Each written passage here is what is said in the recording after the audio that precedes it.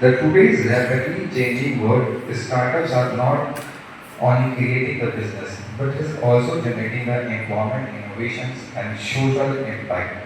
Many young mind dreams becoming the entrepreneur, but along with the creation and business ideas, understanding the legal responsibility and ethical issues are important. So जो आज का जो session है वो startup of legal and ethical steps पे है।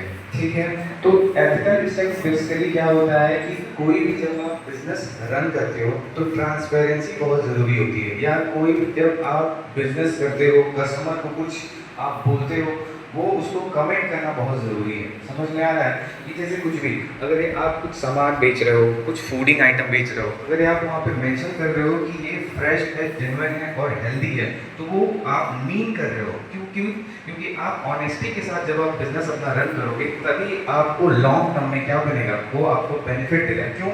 क्योंकि एक कस्टमर जब सेटिस्फाई होगा तब जाके वो मैनी कस्टमर्स क्या करेगा, आपकी गुडविल क्रिएट करेगा बिना कोई पैसा लिए। तो ये बहुत स्ट्रॉन्ग पॉइंट होता है यहाँ पे। ठीक है, कुछ कुछ इसमें कितना कितना एनर्जी इम्प्यूट है, कितना फैट, कितना सैचुरेटेड फैट, कि आप जब उसको कंज्यूम करो तो आपको पता होना चाहिए कि आप क्या कंज्यूम कर रहे हो। तो वो आपकी क्या दिखाती है, आपकी लीगल एथिकल स्टेप्स दिखाती है।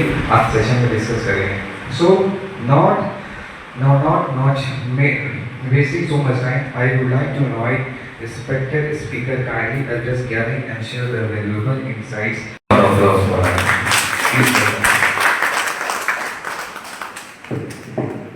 So first of all, I would like to thank Principal Ma'am and all the HODs for giving me this opportunity to speak on this important topic. So let's discuss on this important topic now.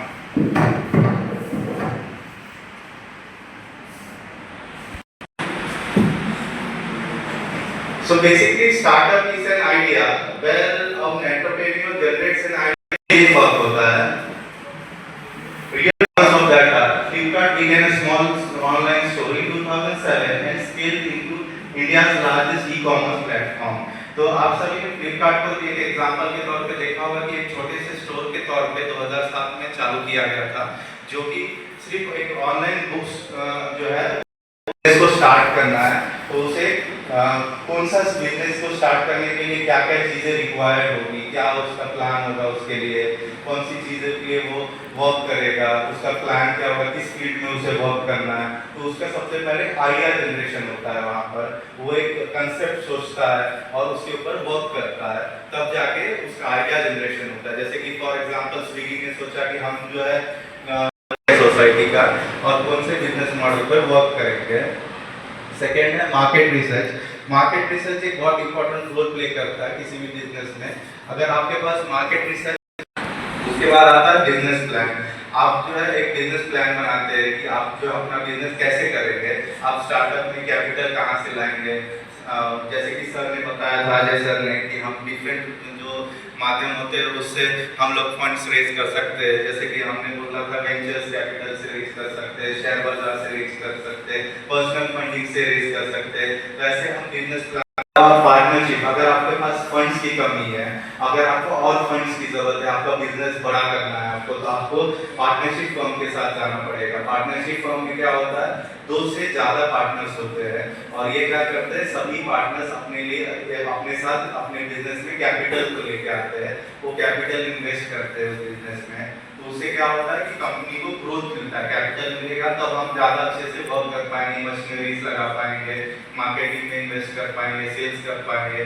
तो partnership में क्या होता है कि और भी partners अपने साथ कैपिटल लेके आते हैं। तो इसमें को फाउंडर्स भी होते हैं साथ साथ। साथ ही और एक टाइप है एलएलपी, जिसे लिमिटेड लायबिलिटी पार्टनरशिप कहा जाता है।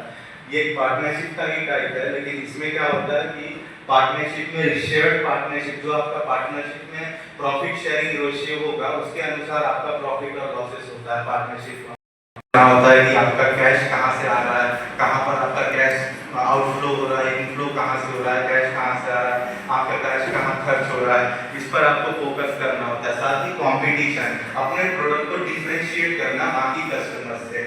आपका जो प्रोडक्ट है उसे डिफरेंशिएट, आपके प्रोडक्ट में कुछ अलग होना चाहिए, बाकी जो प्रोडक्ट्स है उनसे हट के होना चाहिए आपका। information and inspiring sessions. Now, it's my pride to privilege to welcome for the facilitation. Please